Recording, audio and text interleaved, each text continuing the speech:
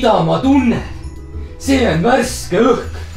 Kõik need päevad, kõik need tunnid. Mul läks juba lugemine sassis, kui kaua ma siin olen olnud. Nii mõnus. Jõulumemm on ära läinud. Kas jõulud on käes? Vist on küll. Lähen vaatame, kas siin süüa veel on. Kõht on küll nii tühi. Kõik geensid on kadunud. 10 kilogrammi raudselt on läinud kaduma. Mine, süüa ka ei ole. Äkki peaks kuuse teise kohta viima, et jõulumana tuleks ise kaasa, nagu tooks mulle kuuse alla selle või. No mul ongi see kirves kaasas ja võtame maha selles. No nii. See on kunstkuusk. Mine. Ma ei peagi seda maha võtsma. Hakkama minema siis. Nii. Oi, tere! Te olete ka siin. Mis asja, ma mõtlesin, et praegu on jõulud käes, et siis jõuluaegade saab kingitus ja ma võtan kuuse koju kaasa. Oota, ma vaatan, mis kuupäevad on. Mul on akut isegi. Nokia 3310 või? Ei ole. Täna on 25. Jõulud on läbi. Täiesti uskumatu. Kas see tähendab seda, et me peame järgmisteks jõuludeks hakkama valmistuma või?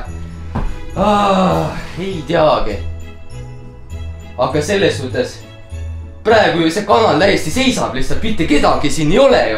Mitte kedagi, ainult mina ja Kirves.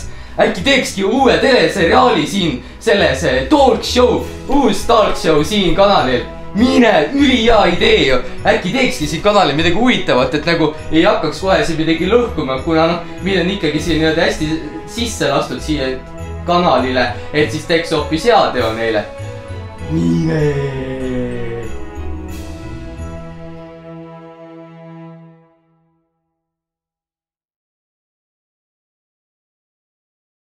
Kuna selles suhtes, et nagu YouTube on eriti moodsaks läinud ja siis mina olen ka selline, ma olen ikka moodsusega kaasa. Siin endkaardil nagu ongi nüüd ma nagu tunnistan ülesse.